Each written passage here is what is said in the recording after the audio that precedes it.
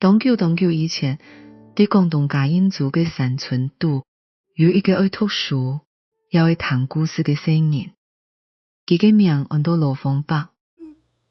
phong伯啊，山我辈嘅世界當法，唔愛有一粒勇敢又良善嘅心。羅phong伯從細就看到，村度的人哪很互相聽數，再難的事情也做得慢慢的解決。一個人嘅呢條東西，大家合起來就會唱山安穩。從那以後，羅phong伯聽人講，海嘅片越錯太多，多當有心靈好吧，也有當多人的情形嘅想法。我會記得家鄉，也會留客家人嘅權謙心意帶到遠方。回路東廠，有時風平浪靜，有時浪花從山岸過。不過羅phong伯冇退縮，要驚冇。強也愛向前行，因為新嘅希望在前方。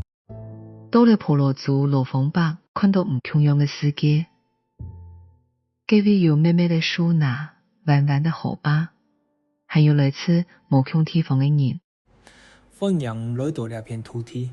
希望我也願意做一個守規矩、會聽書嘅人。當到客家人來到一位做事，佢哋熱血流汗，按部上架。大家最少嘅唔單止係辛苦，還有爭吵，無人公平處理。也大家切吵下去，萬人都無法度安心生活。羅phong伯坐地火講順，一個同大家講出心度嘅煩惱。有人講安全，有人講買賣，有人講4年嘅將來。但是有一個大家都信得過嘅辦法，唔係靠拳頭，係靠規矩，唔係搶為自家，係為大家。意思，羅phong伯邀請大家坐下來，有人來自山度，有人來自海順，有人講客話，也有人講無窮嘅話。只要大家很講理、很舒心，人就做得強下建立新家園。後來，大家組成了南方公司。或者講，南方在1777年改組成南方派統制，也沒普通的公司，開創大家強下舒服嘅新家園。強下舒服南方。羅phong伯啲真正重要嘅唔係個個嘅鑊，也唔係亮晶晶嘅金，真正重要嘅係公平嘅規矩。強嘅人唔做得欺負弱嘅人，有錢嘅人唔做得看強冇錢嘅人，有事就坐下來講清楚。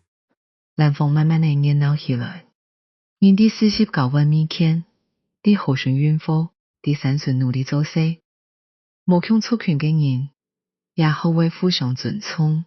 講嘅話冇窮樣，也做得做朋友嘛。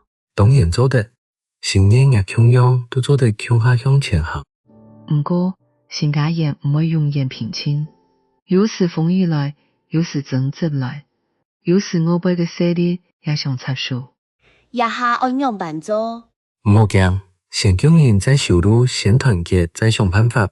因為羅phong伯公正、勇敢，又肯同大家講話，眾人推舉佢來帶領南方，佢冇留自家看作個個地上嘅人。我唔係一個人嘅主人，我係大家信任嘅服務者。在南方，人努力本4年做得讀書，本道路做得通行，本商人做得安心買賣，也本遠方來嘅人有機會重新開始。讀書係為咗愛啲做人嘅道理，啲到道理就做得照顧卡多人。4年慢慢過去，羅phong伯嘅頭腦冇胖咧，不過佢心度嘅熱望冇落。見我用鐵土地會改變樣嘅，不過大家心度嘅心意可以一直留定。後來，羅phong伯嘅故事本一代一代嘅人記得。